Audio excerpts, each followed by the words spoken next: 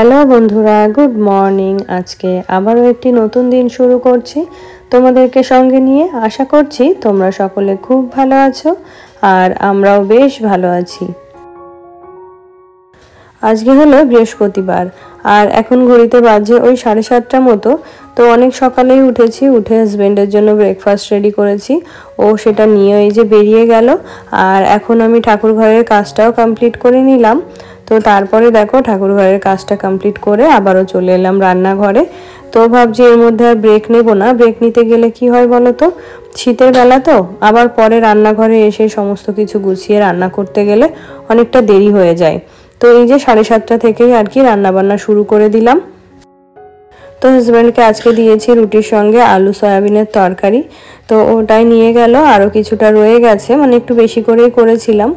তো আর এখন দেখো একটুখানি ডাল করে নিচ্ছি। তো আজকের ডালটা অন্যরকমভাবে করছি, ওই যে ডালের চচ্চড়ি বলে যেটাকে, মানে মসুর ডালটাই একটু ঘন করে রান্না করছি আর কি। তো এদিকে দেখো ডালটাও রেডি হয়ে গেছে আর ওদিকে ভাতটা হচ্ছে। তো আজকে আবার ভাবছি একটুখানি চিকেন করব।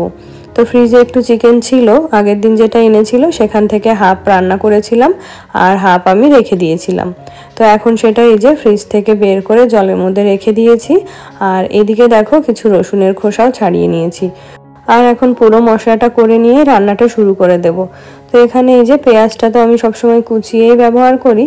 তো এখানে কিছু পেঁয়াজগুলো কুচিয়ে কেটে নেব আর ওই আদা রসুন জিরে লঙ্কা ওগুলোকে পেস্ট করে নেব। আর জানো তো এখনকার পেঁয়াজগুলোতে বড্ড বেশি ঝাঁঝ। তো ওই যে একটু জলের মধ্যে ভিজিয়ে রেখেছিলাম, এতে করে পেঁয়াজের ঝাঁঝটা কিন্তু একটু হলেও কমবে। তো এখানে পেঁয়াজগুলো কুচি কুচি করে কেটে নিচ্ছি আর ওদিকে চিকেনটাও ভালো করে জল ঝরিয়ে ধুয়ে নিয়েছি। তো এখন মশলাটা পেস্ট করে আর কি রান্নাটা শুরু করে দেব। তো এই যে সকাল সকাল রান্নাটা হয়ে গেলে বেশ ওইদিকে অনেকটা টাইম পাওয়া যায়, তারপরে এদিকে নিজেরও ভালো যত্ন করা যায়, আবার অন্যান্য কাজগুলোও খুব ভালোভাবে করা যায়।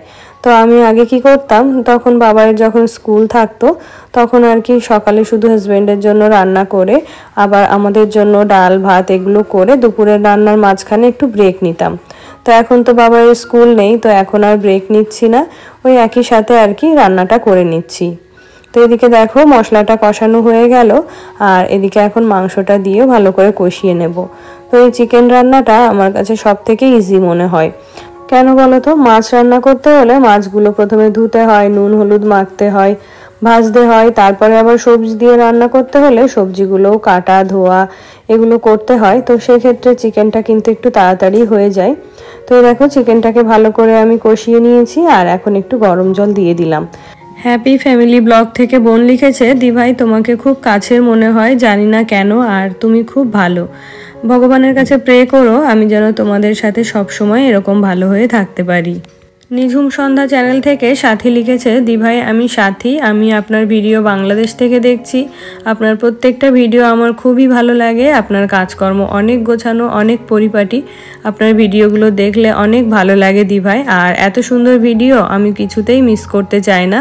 তো আপনি ভিডিও ছাড়ার একটু পর দেরি হলেও আমি আপনার ভিডিওগুলো দেখি, আমার খুবই ভালো লাগে। শুভকামনা আপনার পুরো পরিবারের জন্য।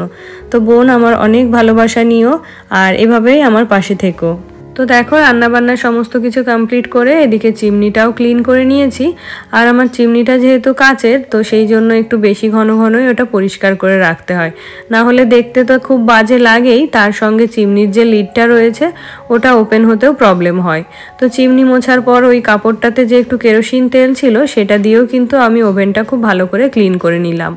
আর ডিটারজেন্ট লিকুইড এসব দিয়ে কিন্তু পরিষ্কার করলে ওভেনটা এত ভালো পরিষ্কার হয় না যতটা ভালো এই কেরোসিন তেল দিয়ে হয়। তো দেখো তারপরে যে সামনের ওয়ালটা রয়েছে এটাও আজকে খুব ভালোভাবে ক্লিন করে নিচ্ছি। তো রোজ তো এরকম ভালোভাবে ক্লিন করা হয় না, তো ওই 2 দিন পর পর বা 3 দিন পর পর আমি কিন্তু এরকম ডিটারজেন্ট দিয়ে আর কি কিচেনটা ক্লিন করে রাখি। কৃষ্ণা ব্যানার্জি দিদিভাই লিখেছে, এই প্রথম তোমার ভিডিও দেখলাম, ভীষণ ভালো লাগলো। তোমরা সবাই কেমন আছো? তোমার কড়াই আমার খুব পছন্দ হয়েছে, কোথা থেকে নিয়েছো একটু আমায় বলো বোন। তোমরা সবাই ভালো থেকো। তো দিদিভাই তুমিও অনেক ভালো থেকো আর আমার ভালোবাসা নিও। তো আমার যে কড়াইটা তুমি দেখেছো ওটা আমি অ্যামাজন থেকে নিয়েছি। তন্দ্রা পান্ডে দিদিভাই লিখেছে, আমাকেও খুব ভালোবেসে রান্না করতে হয়, ঘর পরিষ্কার করতে হয়। সংসার জিনিসটা আমার কাছে খুব ভালোবাসার একটা জিনিস।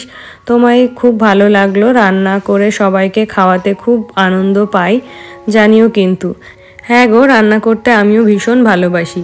আর এই যে সংসারের সমস্ত কাজকর্ম আমি কিন্তু ভালোবেসেই করি। এইভাবে গুছিয়ে সংসার করতে আমার কিন্তু ভীষণ ভালো লাগে। তো দেখো, রান্নাঘর ক্লিন করে সমস্ত কিছু গুছিয়ে নিয়েছি। আর রান্নাঘরে যে দুটো শেলফও ছিল, একটা মশলাদানি আর একটা চায়ের জিনিসপত্র রাখি, তো ওগুলো পরিষ্কার করে কন্টেনারগুলোও ধুয়ে নিলাম। আর এখন চলে এসেছি বেডরুমগুলোতে। তো সকালবেলা খুব ঠান্ডা থাকে, তো ওই জন্য জানলাগুলো আর খোলা হয় না।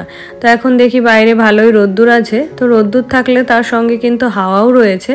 তো ওই যে কিছুক্ষণের জন্য জানলাগুলো খুলে দেব, যাতে ভিতরের যে গুমোট ভাবটা ওটা কেটে যায়, তারপরে আবার কিন্তু বন্ধ করে দিতে হবে। আর এখন যেহেতু ছোটোবেলা, তো জানলা খুলে 2-1 ঘন্টা রাখার পরে কিন্তু সন্ধ্যা হয়ে যায়, তারপরে কিন্তু আবারও জানলাগুলো বন্ধ করে দিতে হয়। তো এই দেখো, দুটো বেডরুমের জানলা খুলে দিলাম, বিছানাগুলোও ঝেড়ে নিলাম।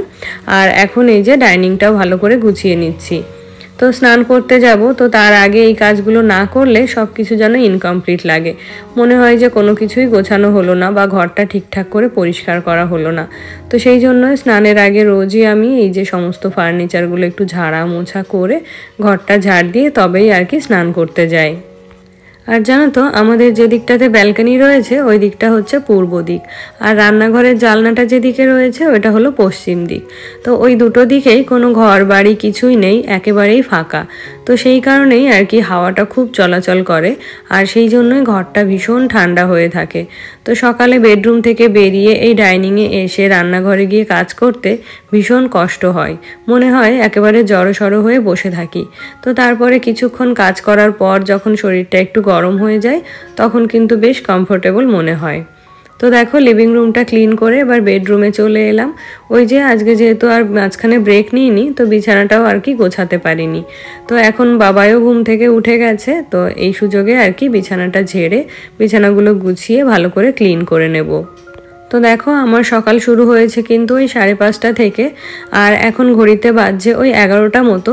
তো এই যে 5:30 থেকে 11টার মধ্যেই কিন্তু আমি আমার সমস্ত কাজই কমপ্লিট করে নিলাম। আর আজকে যেহেতু বৃহস্পতিবার, তো ঠাকুর ঘরেও একটা পুজোর ব্যাপার থাকে, তো আজকের পুজোটা একটু স্পেশাল হয়। তো সেই জন্যই আর কি তাড়াতাড়ি করে সমস্ত কাজগুলো কমপ্লিট করে নিলাম, যাতে করে ঠাকুর ঘরে একটু বেশি সময় কাটাতে পারি। আর জানো তো, একটা সময় ছিল আমি এই সমস্ত কাজ গুছিয়ে উঠতে একেবারে নাজেহাল হয়ে যেতাম। আর এখন কি করি বলো তো, আগের দিনই আমি সব কিছু ভেবে নিই যে সকালে উঠে কোন কাজটা আমাকে আগে করতে হবে আর কোন কাজটা পরে।